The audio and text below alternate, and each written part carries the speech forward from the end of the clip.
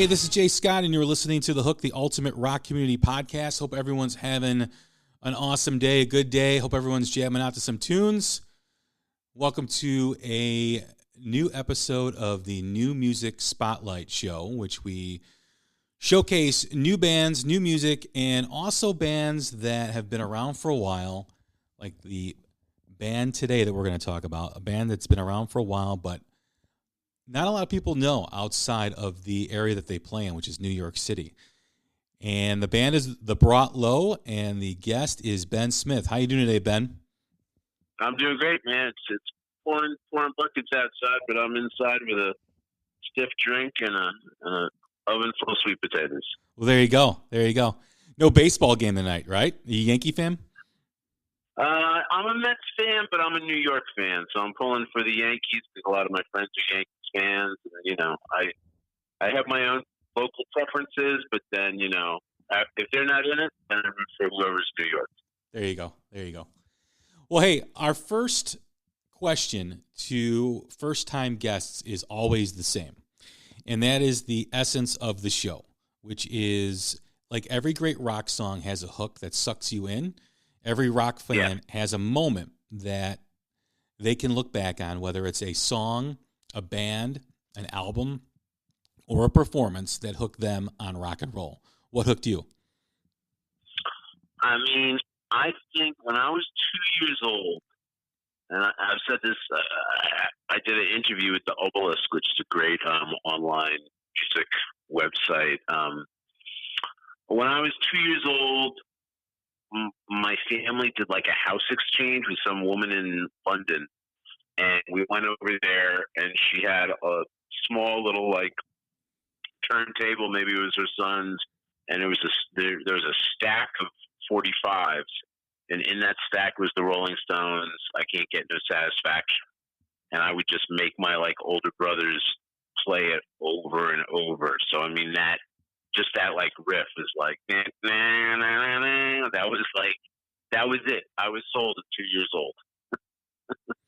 So it was the Stones. Down. Yeah. Where did it go from there? How did your music taste evolve? Well, you know, I mean, from there, again, I had two older brothers. I was like a surprise baby. So my older brothers are 10 and 12 years older than me. I also have an older sister who's 6 years older than me. So when I was a little kid, my brothers were teenagers. It was the early 70s, and they were in, you know, like garage bands in Queens. You know, in New York City, we have basements, probably very similar to the Midwest.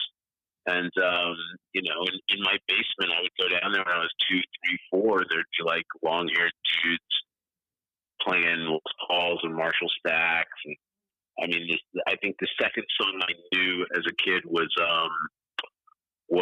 Smoke on the Water, because they would play it. And, you know, from there, just being a kid, then the Beatles was probably the next thing I really became aware of. Again, this is like pre-10 years old. And then by the time I was like 10 and in my early teens, I started getting into all the classic rock stuff. Stones, Zeppelin, The Who, AC/DC, Black Sabbath, Deep Purple. And from there, you know, I kind of got into like, when I started playing guitar, I was like about 15. Started getting really serious about it. And at the same time I was getting into that, I started getting really into like punk rock. And I'm also from New York, so there was like the New York hardcore scene. And I was also into hip hop. So there was just music everywhere. So I was kind of down for it all. Who was it that made you want to pick up a guitar and play music? That would be Pete Townsend. That would be when I was 9 years old. My oldest brother, Dave, took me to see The Kids Are All Right in the theater. And I don't know, something about seeing that. And I wasn't even really like that up on The Who at the time.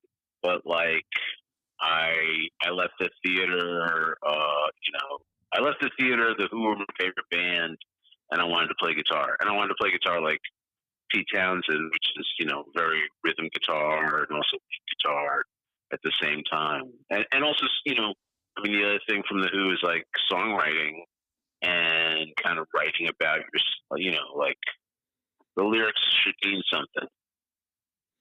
The Who also had that punk element too, especially as they, moved on with their career. Yeah, I mean, I think both the Stones and the Who had real elements that were kind of like punk rock before punk rock. And then once I got into punk rock, then it's like my favorite bands are like the Stooges and Black Flag and Minor Threat. But yeah, I mean, I think that strain that the Who have is like, I love the Stones and I love Led Zeppelin and I love AC/DC, but it's like their lyrics are all just about like getting laid, right? Like basically.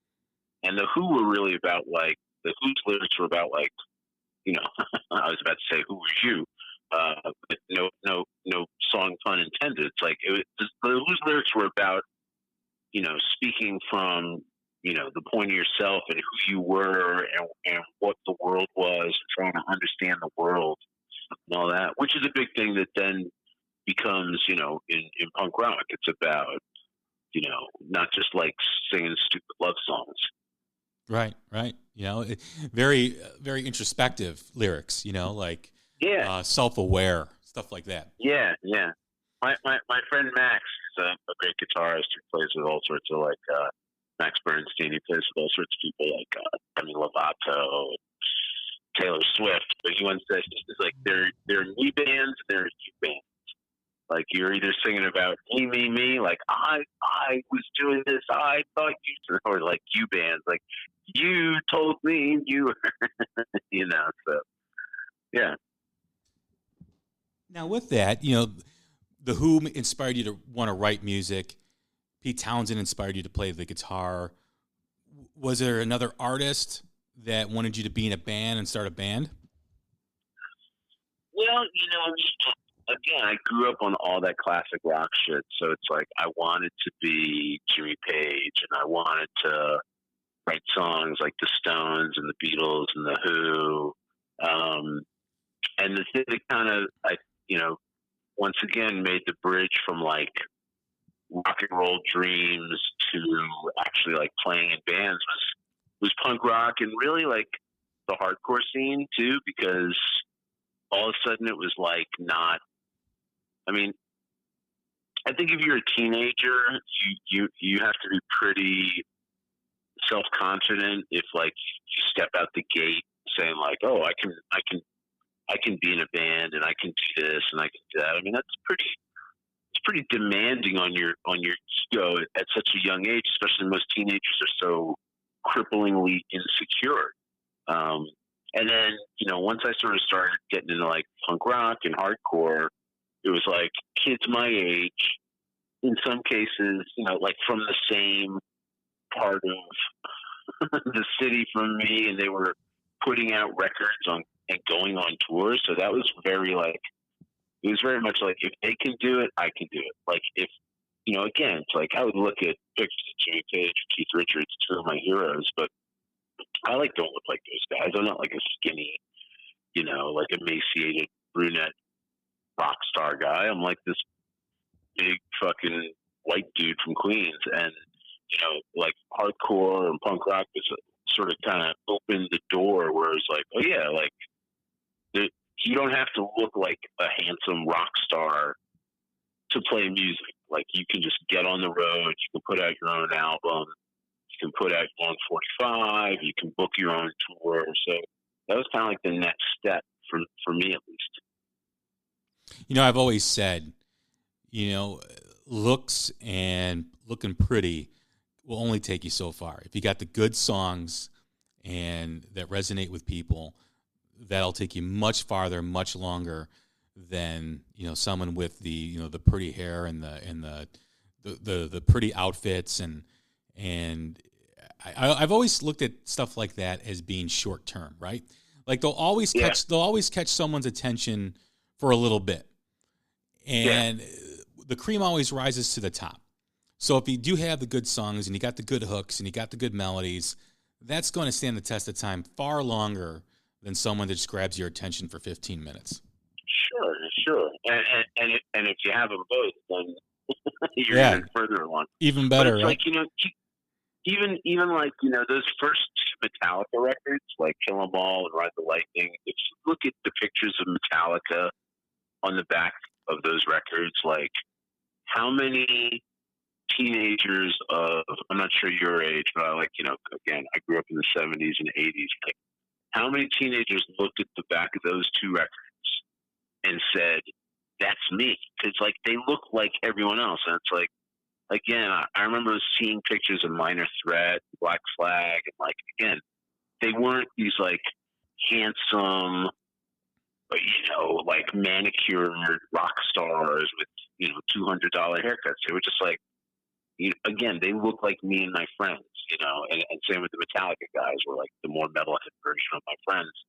Like, and that was what, again, made me, instead of just worshiping rock stars and rock music and thinking it was something I wanted to do, but I could never attain, like, that was the thing. I was like, no, you can do it too, you know? Absolutely. And, you know, the interesting thing that's similar to me, I'm 44. So I was born in the mid-'70s.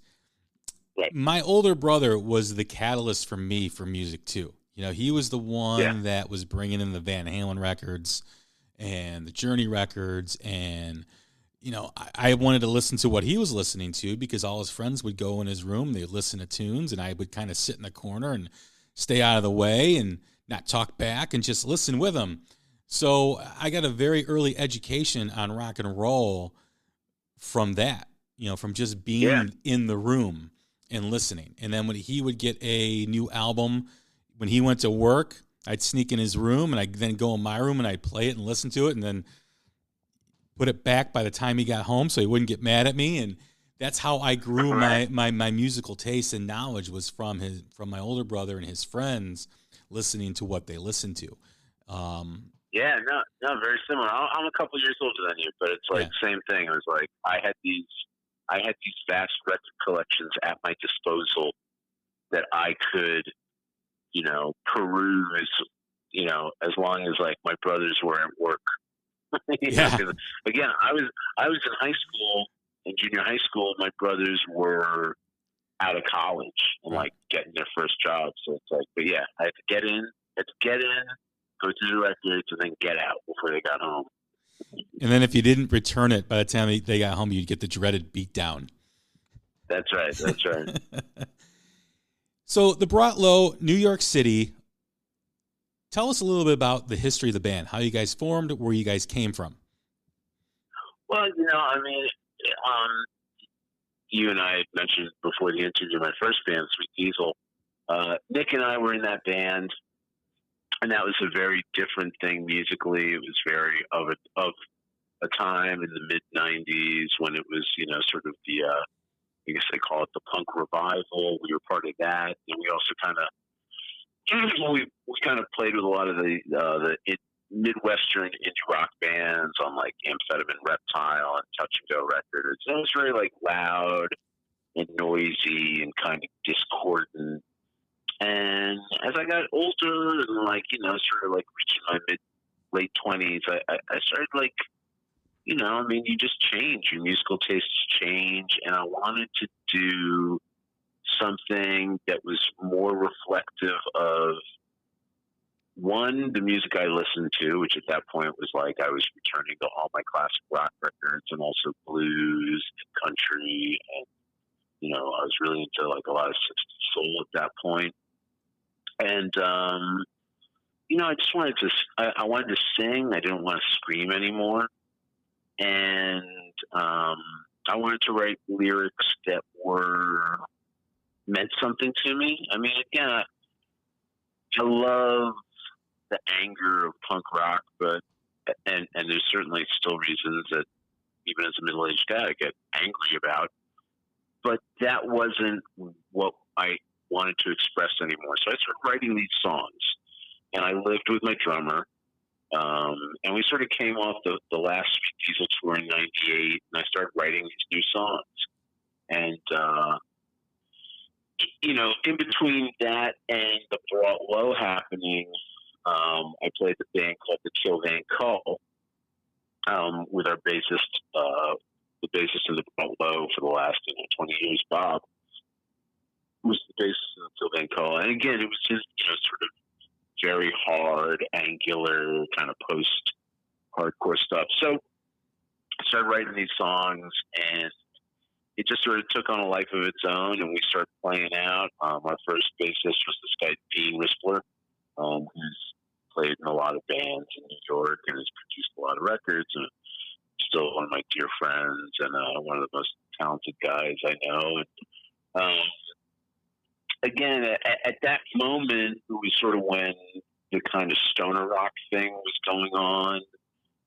First Queens of Stone Age record came out. Fu Manchu were kind of like, doing stuff. Monster Magnet had like the big hit record, and we sort of fit into that scene. And we signed with TP Records and put out our first record in 2001. And we did a couple tours. It was me, Nick, our drummer, Nick Heller, and Dean on bass. And after a couple tours, Dean quit the band, totally on amicable terms, but he just wanted to do different stuff. And we got Bob.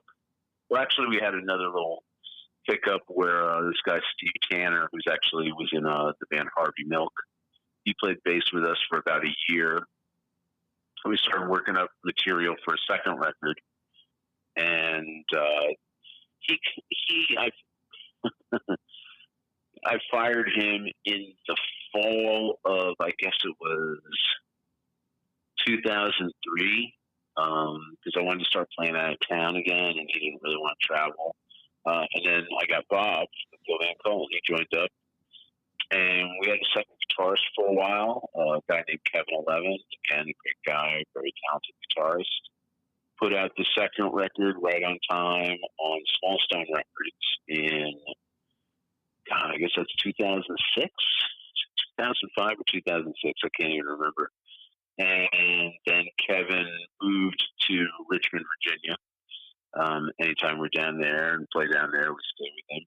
And then in 2010, we did the third record, our second for Small Stone, called Third Record. And because naming records is always such a pain in the ass, I was like, let's just call it Third Record. And then in 2011 we did a digital EP, and for our friends, a label called Co-Extinction, which is run by the producer Andy Schneider, and our friends Jim and Dave. Dave Kern is the bassist in Unsane and has done sound for a lot of guys. Just playing up and down, done a few national tours, and in 2015 we kind of went on hiatus for about 3 years, and then started playing shows again last year. How did you guys get hooked up with Small Stone Records? Small Stone was doing a tribute record. They were doing the Suckin' on the 70s comps, and we had a lot of mutual friends. And we sort of got in touch, and we got along, and it was funny. Like the first, I think it's "Suckin' in the 70s" is the comp. It was the first one, and it was right after Dean quit the band, and it was just me and Nick played on it. I played bass, and we covered actually the Stones. We covered "Till the Next Goodbye," and after that, then once we kind of fast forward another couple of years, we had a stable lineup again, and we had a bunch of songs, and Scott was like, hey man, would you be interested in doing a Brought Low record? And he was totally down, and sort of went from there. I mean, Scott's my buddy. We're still in touch, and I like him a lot. And you meet a lot of guys, especially in indie rock, get these insane ideas that they think they're like Barry Gordy from Motown, or they think they're like some crazy record mogul. And it's Scott is like totally down to earth, very, he's a buddy. So yeah, we still work with him. It's all been good. As far as being around as long as you guys have, you mentioned a couple national tours. You mentioned a few lineup changes. What has been the constant in your belief for the Brought Low? I mean, it sounded like you guys have had a pretty extensive history with guys coming in and out and playing around and playing the music and being in different bands. What is it about this band that has been that constant for you? Constant. Well, I'd say it's a couple things. I mean, one, it's, I write songs that I want to hear. And that's sort of been the sort of, I think all three albums are within a pretty, easily, understandably relatable wheelhouse. We didn't like all of a sudden one record sound totally different. But again, it's like, the first record, I was really into the Queens of the Stone Age and my old classic rock records, and that's what you hear on that record. And then by like the second record, it was like I was listening to a lot of Stones and Faces records again, and we kind of like, that was sort of the influence, and sort of AC/DC and MC5, that's like more prevalent. And then by the third record, I had sort of kind of gotten back to a lot of revisiting a lot of the punk stuff I liked, and that's sort of there, but then also more, also some kind of more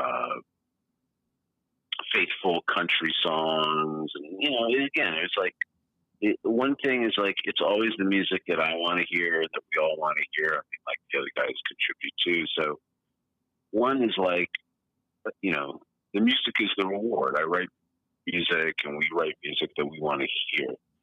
The other thing is that it's like, from the jump, it's been me and Nick.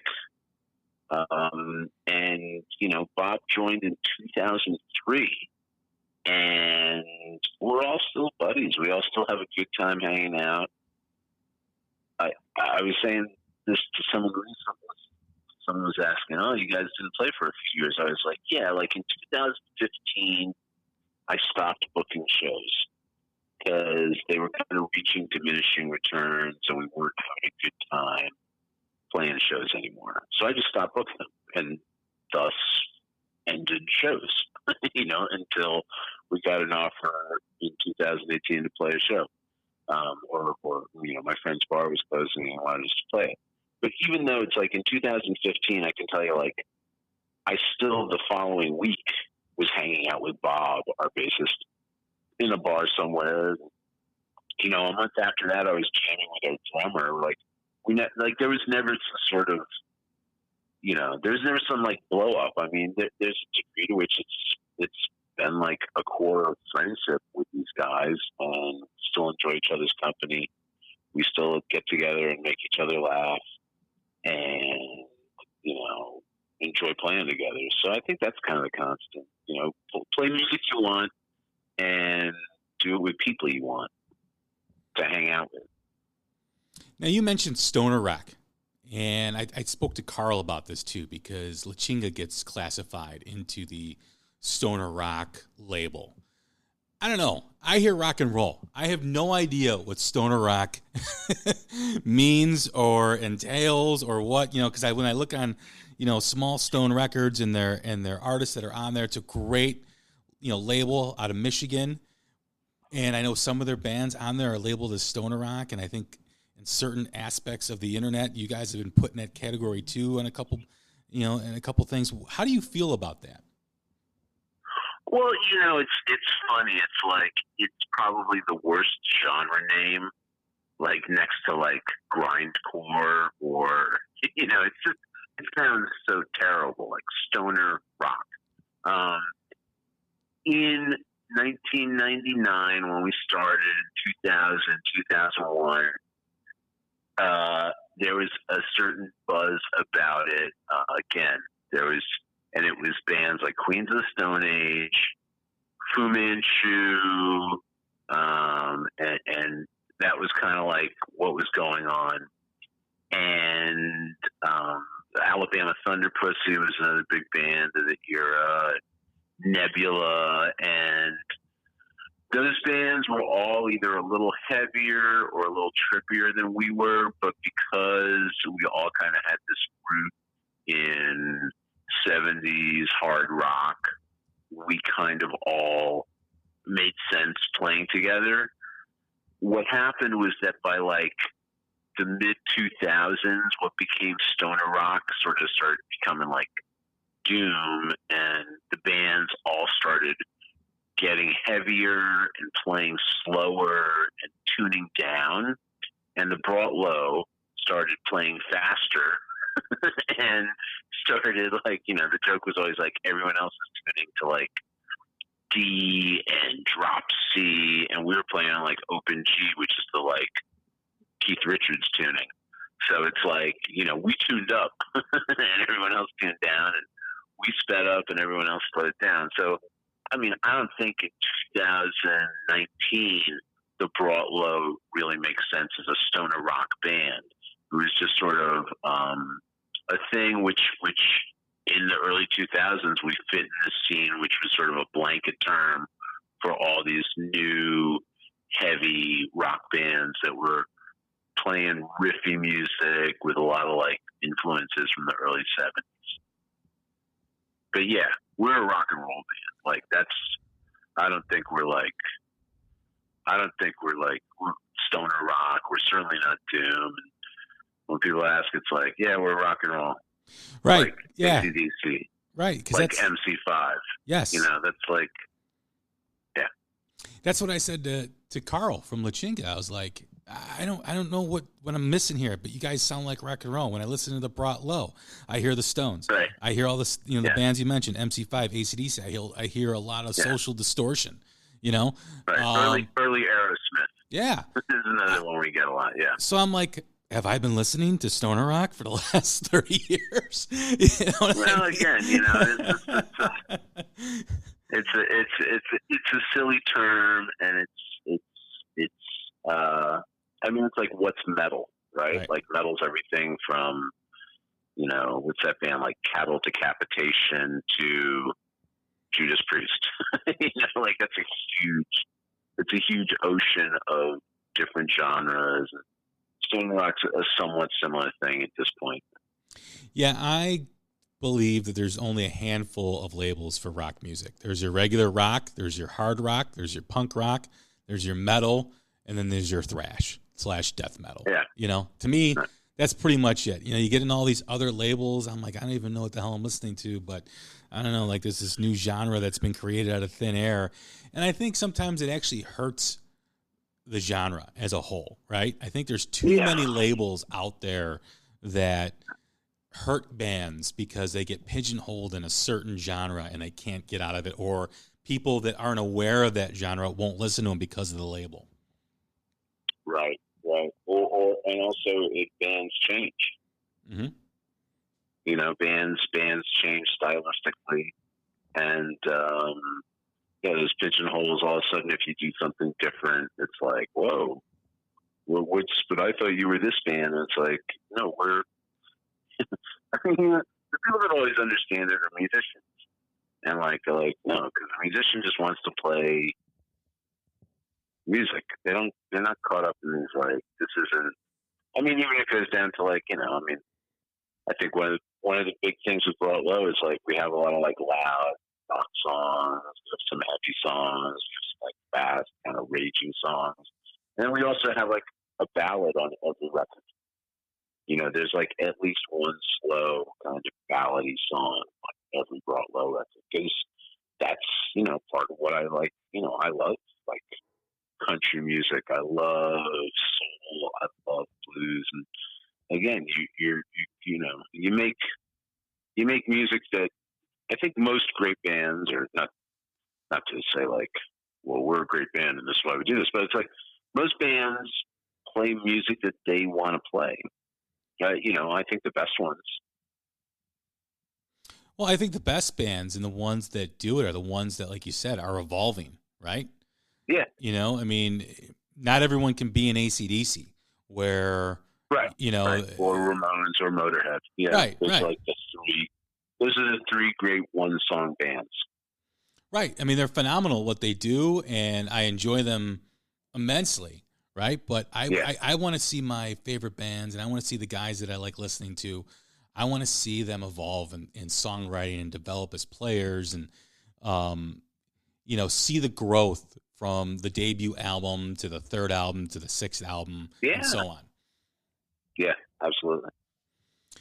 So you mentioned you guys are recording a new record for 2020. Well, I wouldn't.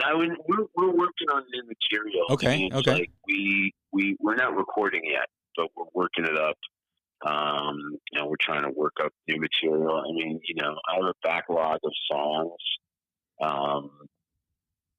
And Bob's got some songs, and you know, I mean, the one thing is like when I sit around my house and write songs with an acoustic guitar, they come out very country rock, you know, kind of sort of that. And you know, writing rock and roll songs with a band is a very different practice.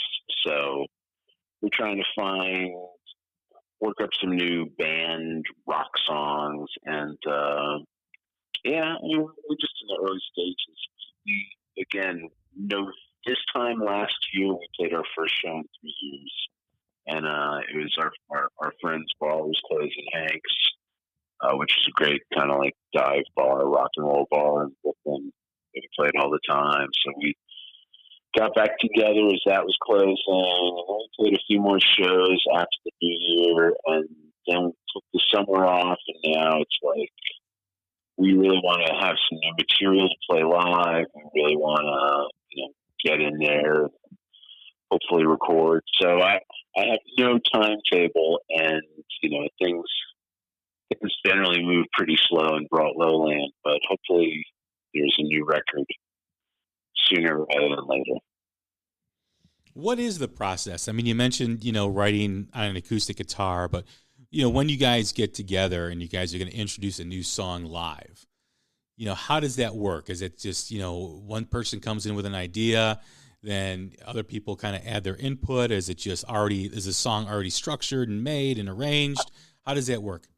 Well, you know, it's sort of like, you know, I would say the creative process, like the one thing I've learned over playing music for, Jesus, I don't even know, is it, you know, pushing 25 to 30 years, it's like there's sort of no rule. So there have been songs that I brought into the band that were completely written from like note one to note, you know, the final note. And that sort of, I showed them the chords and I had the lyrics all done, and that was that. Then there are other songs where I brought in the basic skeleton of a song, and then we sort of jammed it out.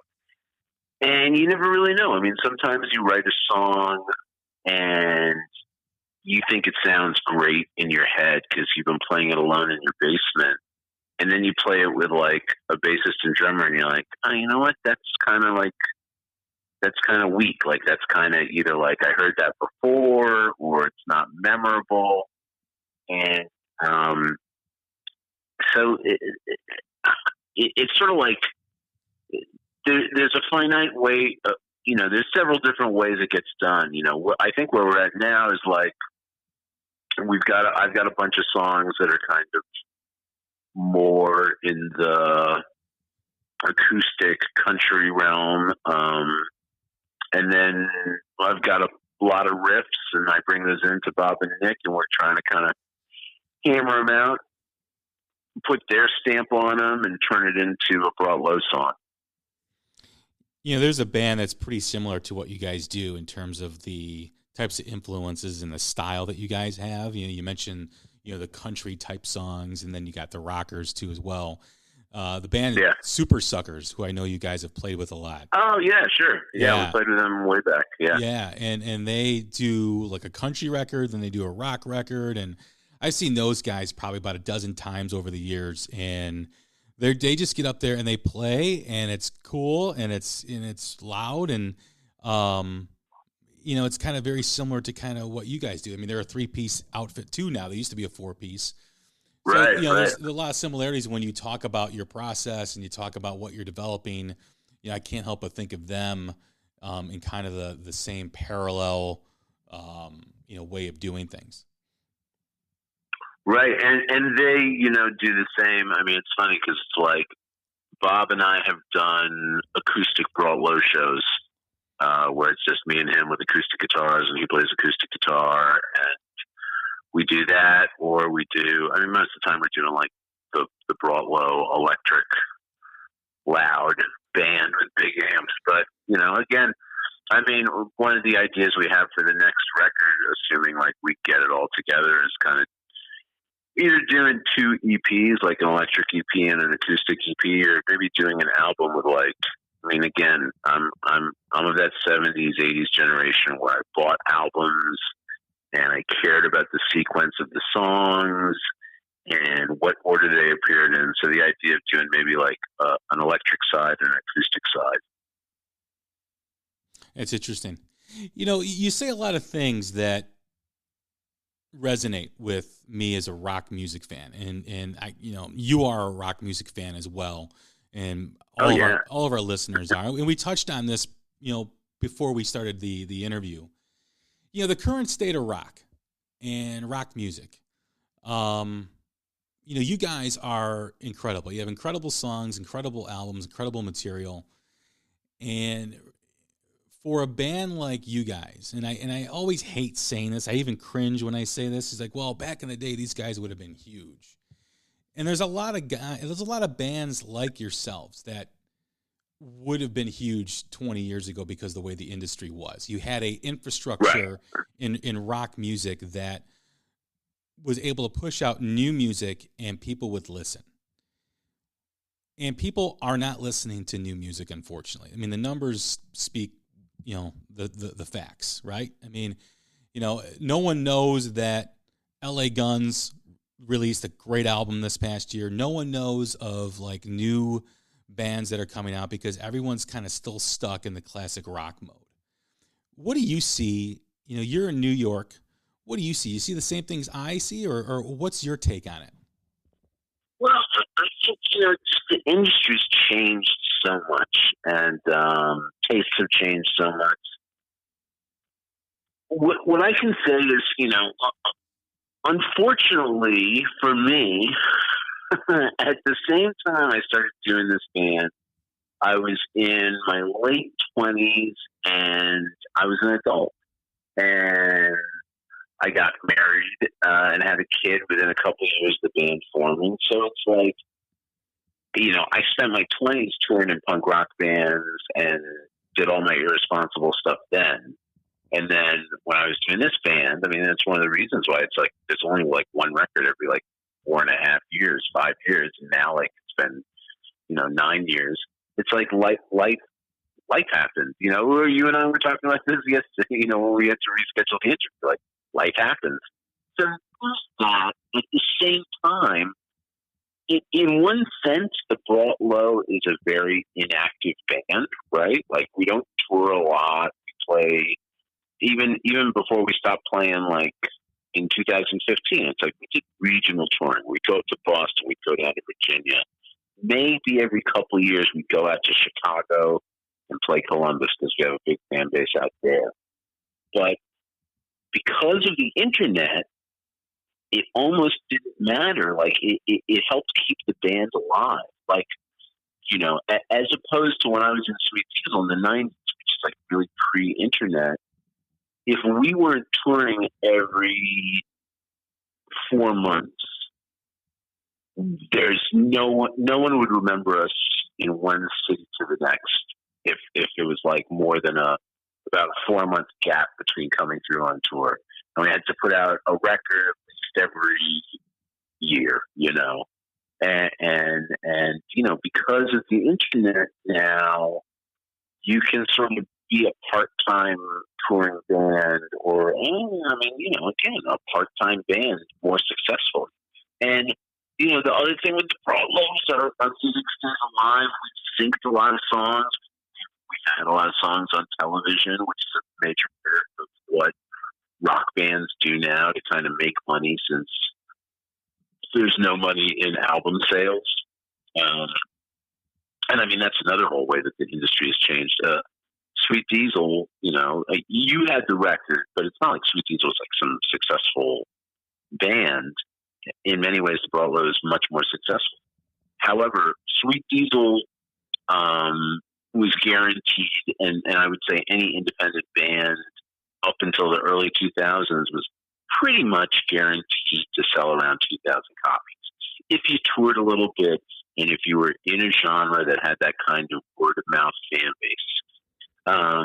Now, we look at pressings of 500, 200, 300, it's very, as much as people talk about the resurgence of vinyl, actual sales are very low. It's just higher than no one's buying CDs because it's a totally outdated format. So, it's weird.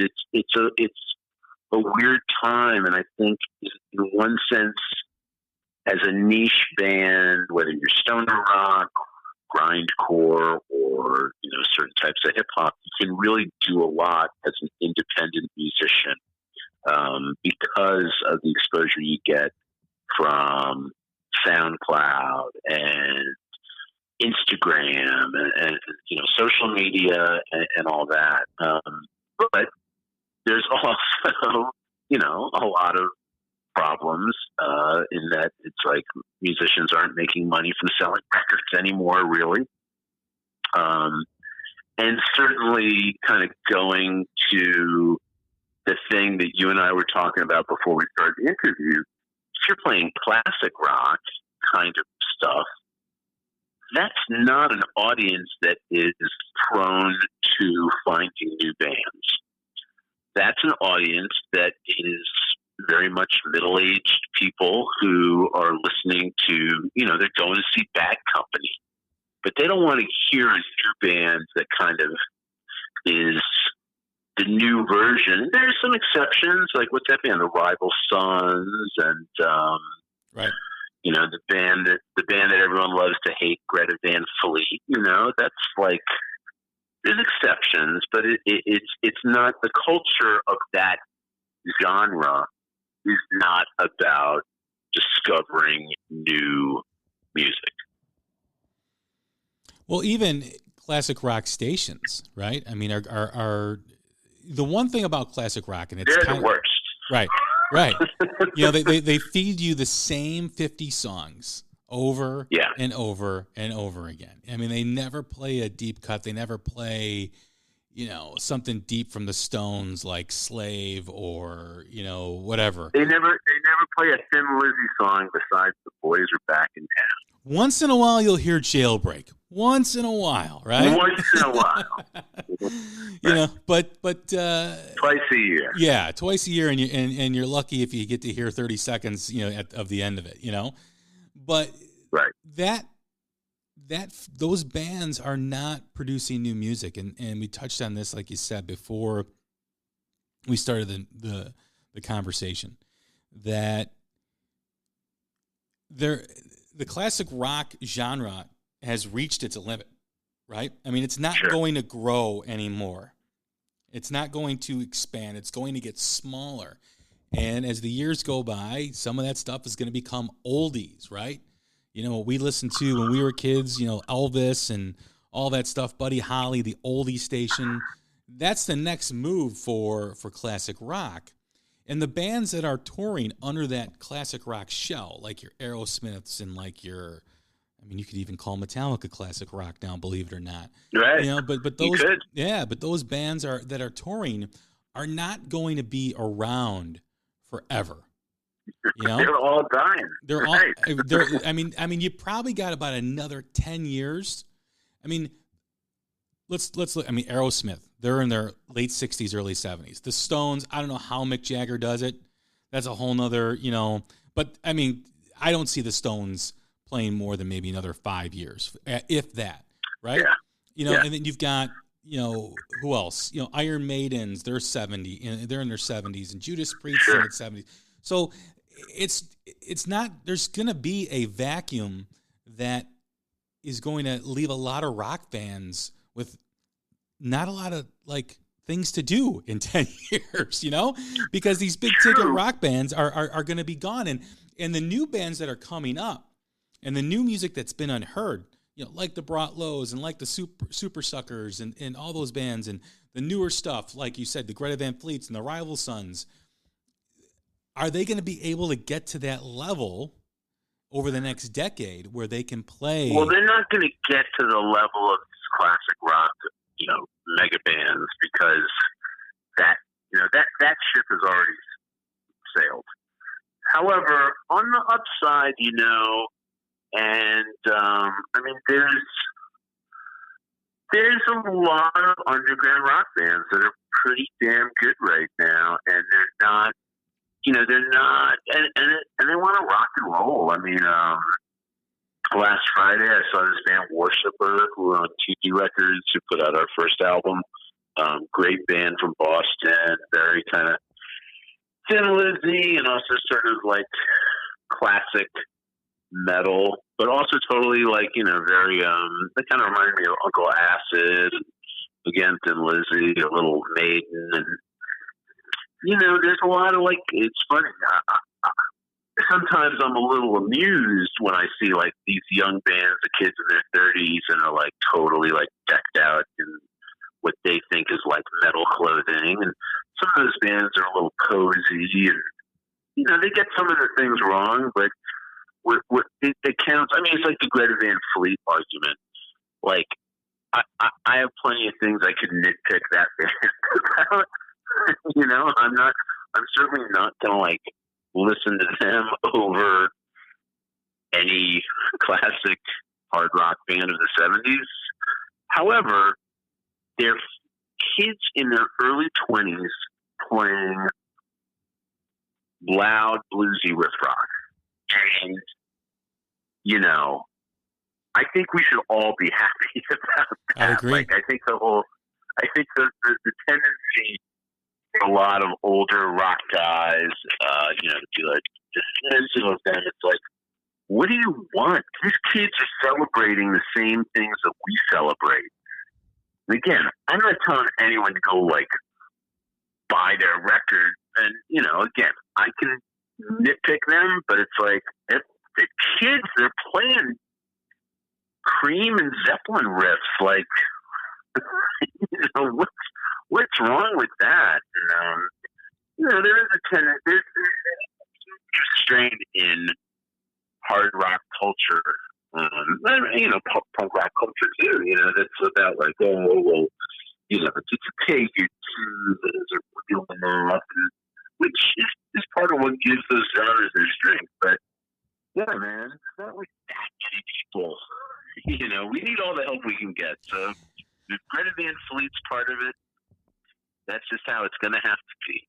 Well, I've said that, and I have a 14-year-old son who wears a Greta Van Fleet shirt to school. He's totally into them, and he likes, he likes the Rival Sons, and he likes the Struts, and he likes all these new bands that are coming out. He loves Tyler Bryant and the Shakedown, all this stuff, and it's awesome that he does that. And I constantly hear what you hear. I constantly hear people trying to tear these bands down, and it's what are you doing? This is not for you. This is for the younger generation to enjoy, just like what the music we had. Our parents didn't like our music, and they weren't supposed to like our music. I like my son's music, but you know what I mean? Right. But no, I don't know how. It's that's a very conversation. I don't know how. I don't want to sound like too much of a kid, but it's that's in one sense, it's yeah, you should hate your child's music, and he should hate yours. And then on the flip side, it's dude, if they're as long as there's loud guitars involved, I think that's part of my tribe. Right. And I'm okay with whatever iteration. If you got loud guitars, you're one of my people. And I don't care if you're a Riot Girl band or some like 20-year-old dudes in headbands playing recycled Zeppelin riffs, or you're a thrash band, like a hipster thrash band, like let's all get on the same page. This is our music. I agree 100%. Yeah. It's would you rather have them listen to the Katy Perrys and the Taylor Swifts and the Justin Biebers, or would you rather have them listen to blues-based rock that jams? Right. Exactly. I mean, and I also I've talked about this before in a few other episodes about how we live in the era of the critic. Everybody's a critic, and everybody. And they're not even good critics. What's that? And they're not even good critics. Right. There's guys that just go on YouTube and have a channel and just tear apart music because they want people to click on it. And it's not even genuine, right? It's a very spiteful way of doing it. It's like they're doing it for themselves instead of for the genre of music. Right. They're doing it for clicks. Right. And when I see people just tear apart, Greta Van Fleet or just to see how it's like a competition between critics of what's the worst thing they could say about the band, right? Well, you said that, I'm going to say this. And it's just like, come on, guys. Right. I mean, you're losing sight of what we want. We want rock music to have a resurgence. We want rock music to be, and to be relevant. Right. To be relevant and have a seat at the table again. Dee Snider brought up the fact that there were no rock bands in the Super Bowl a few weeks ago. And I agree with him. I agree with him 100%. There should be a rock band at the Super Bowl. But when you're Pepsi and you're sponsoring the halftime show and rock music does not bring in the revenue or has the the relevancy that they once had, it's not Pepsi's fault. I mean, Pepsi's got to do what's best for their business. I have a problem with, it's like, who cares? Like, it's like the Rock and Roll Hall of Fame. Right. Like, I have no problem with the Rock and Roll Hall of Fame sucking and not understanding why Deep Purple and MC, like, this is rebel music, man. Like, we should not preen for the acceptance of the music industry. The music industry's always hated rebellious music. It's always hated rock and roll. It's always hated hip hop. Like, it's like, again, I'm a New Yorker. Like, I love, hip hop is very personal to me. It's like, don't ever like, why should we, it's like the dog waiting for the master to pat him on the head. We should take their disdain as a compliment. And so it's like the Super Bowl. Who cares if we're not like I don't respect the NFL. Why should I care if they like want to book, a rock and roll band at the Super Bowl? And I don't respect the recording industry. It's always exploited artists. So why should I care if they're, I remember once hearing that after Mick Jagger was given, what is it, the OBE? It's like the medal from the Queen. And someone this is in the 80s, right? Like the Beatles got their OBEs in the 60s, but the Rolling Stones had to wait until the 80s. And after he got it, he was getting on a plane, and someone was like, "Mick, what do you think about your OBE?" And he just said, "Empty baubles." And it's like, yeah, man, that's not. So well, rock and I'm roll. Okay with rock and roll has never been for the critics. Rock, right. Hard rock has always been the middle finger. It's always right, been as it should be. I mean, I still remember, speaking of Dee Snider, I still remember getting "You Can't Stop Rock and Roll," and I still remember seeing that video of those guys in New York in their jeans, in their jean jacket. This is before the Stay Hungry, era with the outfits and whatnot. And I just remember having that feeling of those guys are badass. Those guys are they're rebellion. They're rebellious, and that's part of the attraction. That when it's rebel music. When someone tells me that music's bad and it's not good for you and you shouldn't listen to it, I want to listen to it more. Right. And it's maybe rock and roll needs to be forgotten for a minute. Maybe it needs to be disregarded, and maybe then it'll get a little more violent. Like Yeah. being ignored is not always a bad thing. Right. It's certainly for art. Like I mean, sometimes you look at the late 70s and the early 80s, rock and roll was forgotten at that period. You had the disco era. You had bands like, Sabbath and Zeppelin kind of on their back nine, and they obviously John Bonham passed away and that was the end of Zeppelin, but even, the early, late 70s, early 80s of Black Sabbath, with Ozzy was on the decline.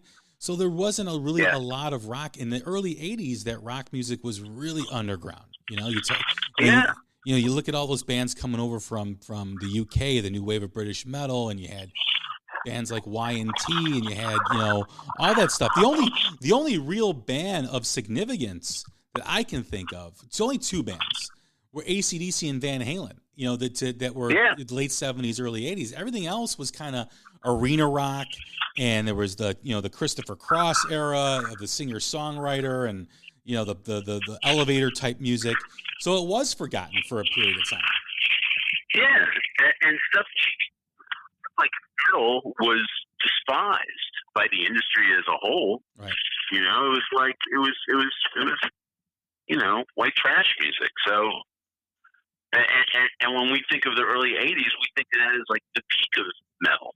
So it's like, I think rock and roll fans need to be a little less precious, and they need to be a little more open-minded. I agree.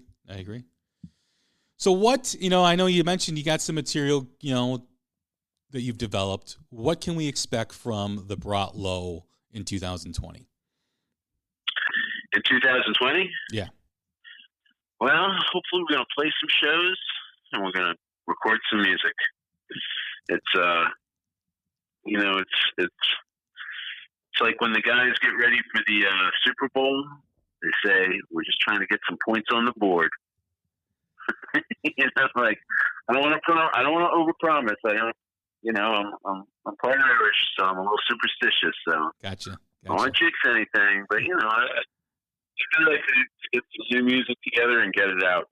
And again, because of the way the industry's changed, we're still, as of this moment, a Small Stone Records fan, and again, Scott's my boy, and I love him. But it's like, I don't know, do people even buy records anymore? Are we better off just posting new music to SoundCloud? Are we better off posting it to Instagram? But whatever it is, for me, it's like I write. You'll excuse me if you're banging and clanging because I'm getting my dinner ready for my family. But for me, it's like you write songs and you write riffs, and there's a desire where you just want to get them out. You just like they're in you, and you got to get them out and finish with the band and finished written and then recorded and out to the people. And hopefully we'll do that in this next year. Right? We got I got drawers full of riffs, so hopefully I can share them with the world. Well, we hope so. I still like the physical copy of music. I still buy albums. I still do. I like that connection. I like that physical connection. So, what about getting out and touring? Are you guys going to stay, regional, like in the up in the East Coast? Are you going to migrate to the Midwest at all, or down the coast? Never say never, but I think we probably wouldn't do anything outside of the East Coast until we had another record out or another release to kind of build some degree of momentum from. But 5 years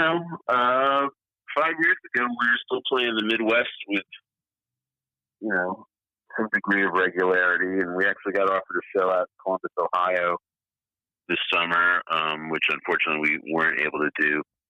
So it's not an impossibility that we'll be getting out there sometime in the next year or so. Well, I'll keep my fingers crossed. Last question to you. Yeah, man. Last question to you. As we like to always showcase bands that are new or unheard of or independent. Tell us a band that we should be listening to. I think you should be listening to Worshipper from Boston. Worshipper from Boston. On TP Records. And again, I saw them on Friday. They're great guys. I know some of them from previous bands they had been in, and I think they're pretty well on their way over there or up there in Boston. But yeah, I mean, their new record's great, and great players, great songs. Highly recommend them. Awesome. I will definitely check them out. I appreciate it. Right on, Jay. Well, thanks again, Ben. I appreciate you doing the show. Always a pleasure to discuss rock music with a fellow rock fan such as yourself, and to give exposure to a great band like you guys. I hope people who are listening will check out The Brought Low. Great stuff, great music. If you like the Stones, if you like AC/DC, if you like MC5, if you like Social Distortion, if you like punk rock, you're going to like these guys. Great stuff. Thank you again, Ben. Thanks, Jay, man. Again, I appreciate it greatly, and you know, it's a great pleasure that it's like 20 years almost from when literally 20 years this year of when we formed and got together. There's still people who are interested in us and want to listen to us, want to see us play and talk to us. You know, despite the fact that it's like we're not on tour. We haven't put out a record in 9 years. So, you know, thank you, and thank everyone from The Hook for, you know, supporting real rock and roll. I have to tell you, real quick before we go, I had my fingers crossed when I sent out the invitation to do the podcast, because I love your stuff. I've loved your albums for a while, and I was so stoked when you responded that you were going to do the show. Thanks, man. Appreciate it. Likewise. Well, hey, everybody, this is Jay Scott, and you are listening to The Hook. We'll talk again soon. Thank you very much.